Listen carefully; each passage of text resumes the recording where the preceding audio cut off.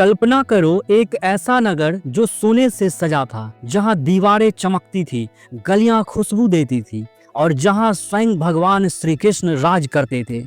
लेकिन आज वही नगरी समुद्र की लहरों के नीचे दबी हुई है। क्यों? कौन सा श्राप था जिसने भगवान श्री कृष्ण के इस भव्य नगरी द्वारका को निगल लिया? और जब वैज्ञानिकों ने समुद्र की गहराई में खोज की तो वहां क्या मिला जिसने सबको हैरान कर दिया? महाभारत के युद्ध के बाद कुरुक्षेत्र की धरती पर केवल मौन रह गया। पांडव थक चुके थे और श्री कृष्ण लौट गए द्वारका। लेकिन कृष्ण जानते थे युद्ध केवल शुरुआत थी, अंत नहीं। एक दिन ऋषि दुर्वासा ने कहा, जब अधर्म बढ़ेगा तो तुम्हारे ही वंशज एक दूसरे का संहार करेंगे।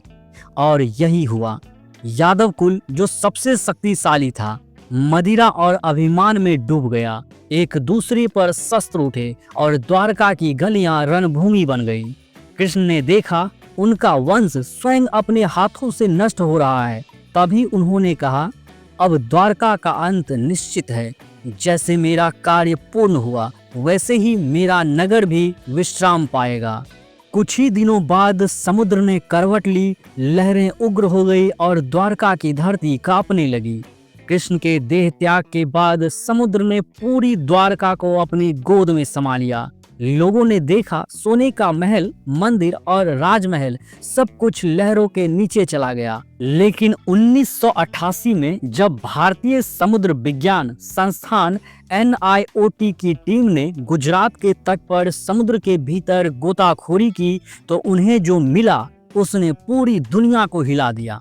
उन्होंने पाया प्राचीन पत्थरों के दीवारों के अवशेष, वास्तुशिल्प के खंडहर, शंख, मूर्तियां और सोने के कणों के निशान। रेडियो कार्बन टेस्ट से पता चला कि ये सभ्यता 9000 साल पुरानी थी, यानी महाभारत के समय की या उससे भी पहले की। कई विदेशी पुरातत्वविदों ने कहा यह वही द्वारका है जिसका वर्णन श्रीमद् भागवत पुराण में किया गया है। कृष्ण का यह श्राप केवल विनाश नहीं था, बल्कि यह एक संदेश था। जब मनुष्य अहंकार में डूब जाता है तो उसकी सबसे बड़ी शक्ति भी उसका विनाश बन जाती है।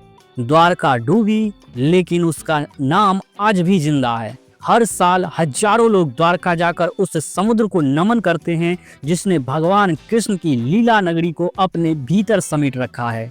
कहा जाता है जहां समुद्र की लहरें आज भी सबसे शांत होती है, वहीं कहीं नीचे द्वारका के मंदिर अब भी खड़े हैं, मानो श्री कृष्ण अभी भी वहां हैं, मुस्कुराते हुए अपनी लीला को देख रहे हैं। कहते हैं हर कहानी का एक अंत होता है, लेकिन भगवान श्री कृष्ण की कहानी अंत के बाद शुरू हुई। एक ऐसी नगरी जो सोने की दीवारों से सजी थी, जहां देवता भी आकर दर्शन करते थे और जहां स्वयं भगवान श्री कृष्ण शासन करते थे। वो नगरी अब समुद्र की लहरों के नीचे है। क्या आपने कभी सोचा है क्यों डूबी द्वारका? किस श्राप ने कृष्ण की लीला नगरी को निगल लिया? और जब वैज्ञानिकों ने समुद्र की गहराई में खोज की तो उन्हें क्या मिला जिसने पूरी दुनिया को हिला दिया? महाभारत का युद्ध खत्म हुआ था, कुरुक्षेत्र की मिट्टी अभी भी लाल थी और चारों ओर बस सन्नाटा था। पांडवों ने धर्म युद्ध जीत लिया था, लेकिन सब कुछ खो दिया था। कृष्ण ने अपना उद्देश्य पूरा कर लिया, अब वो लौट आए द्वारका। लेकिन कृष्ण जानते थे यह युद्ध केवल राज सत्ता के लिए नहीं था, यह युद्ध युग परिवर्तन का संकेत था। द्वारका का अंत और कलयुग की शुरुआत। कृष्ण के मन में एक गहरी बेचैनी थी। उन्होंने देखा यादव कुल जो पहले नीति और मर्यादा का प्रतीक था, अब अभिमान, मदिरा और क्रोध से भर गया था। एक दिन कुछ बालक ऋषियों के पास गए और उन्होंने मजाक में अपने पेट में लोहे की गदा छिपाई और पूछा, हे ऋषियों बताइए मेरे पेट में क्या है? ऋषियों ने कहा, जिस गदा को तुम छिपाए बैठे हो वही तुम्हारे वंश का विनाश करेगी। वो गदा बाद में पीस दी गई और समुद्र में फेंक दी गई, लेकिन उसकी बारीक धूल से घास उगी, जिससे आगे चलकर यादवों ने एक दूसरे का संहार किया, यानी श्राप सच हुआ।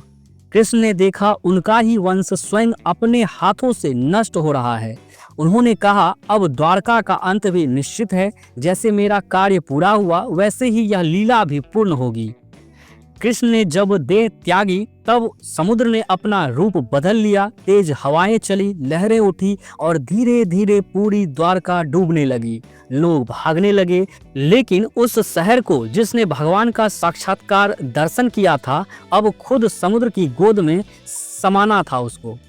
पुराणों में लिखा है, जब श्री कृष्ण ने पृथ्वी छोड़ी तब समुद्र ने द्वारका को अपनी लहरों में समा लिया। द्वारका डूब गई। हजारों साल के लिए यह कहानी इतिहास के पन्नों में अमर हो गई। लेकिन 1988 में भारत के समुद्र विज्ञान संस्थान NIOT की टीम जब गुजरात के तट के पास गोता लगा रही थी तो उन्हें कुछ ऐसा मिला जिसने पूरी दुनिया का ध्यान खींचा। उन्होंने समुद्र की गहराई में देखा पत्थरों से बनी दीवारें, सीढ़ियां और मंदिरों के अवशेष। रेडियो कार्बन डेटिंग से पता चला ये सभ्यता 9000 साल पुरानी थी, यानी महाभारत काल की या उससे भी पहले की। कुछ विदेशी पुरातत्वविदों ने कहा यह वही द्वारका है जिसका वर्णन श्रीमद् भागवत पुराण में मिलता है। उन अवशेषों में जो मिले वो थे लोहे के टुकड़े, मूर्तियां और जलमग्न मंदिर के स्तंभ। आज भी भारत के संग्रहालयों में सुरक्षित है। आज भी समुद्र के नीचे सोनर स्कैनिंग से द्वारका के खंडहर दिखते हैं। कुछ गोताखोर कहते हैं जब वे नीचे जाते हैं तो उन्हें मंदिरों के आकार दिखाई देते हैं। मध्य में एक बड़ा स्थान है जहां कभी श्री कृष्ण का दरबार हुआ करता था। कहा जाता है जहां लहरें सबसे शांत होती है वहीं द्वारका की आत्मा आज भी जीवित है। हर साल लाखों श्रद्धालु द्वारका जाकर उस समुद्र को नमन करते हैं जिसने भगवान श्री कृष्ण की लीला नगरी को अपने भीतर समा लिया। कृष्ण का श्राप कोई साधारण घटना नहीं थी, वो एक संदेश था। जब मनुष्य अहंकार में डूब जाता है तब उसका विनाश निश्चित है। यादवों का अंत, द्वारका का जलमग्न होना, यह सब लीला का पूर्ण विराम था। कृष्ण ने हमें सिखाया धर्म को स्थिर रखना कठिन है, लेकिन अधर्म के अंत की शुरुआत हमेशा एक आत्मा से होती है जो सत्य पर अडिग रहती है। द्वारका का डूबना विनाश नहीं था, वह एक नई चेतना का उदय था। कलयुग की शुरुआत जहां अब ईश्वर स्वयं नहीं बल्कि उनके विचार और शिक्षाएं चलेंगी। कहा जाता है समुद्र की सबसे गहरी लहरों में आज भी शंख की हल्की ध्वनि सुनाई देती है, मानो कोई ईश्वर कह रहा हो, कर्म करते रहो। क्योंकि भगवान कृष्ण गए नहीं हैं, वो बस जल में विलीन हो गए हैं, द्वारका की लहरों में और हमारे भीतर। अगर आपको द्वारका का यह रहस्य जानकर आश्चर्य हुआ तो कमेंट में लिखिए जय श्री कृष्ण, और ऐसे ही रहस्यमय आध्यात्मिक वीडियो के लिए चैनल को सब्सक्राइब जरूर करिए।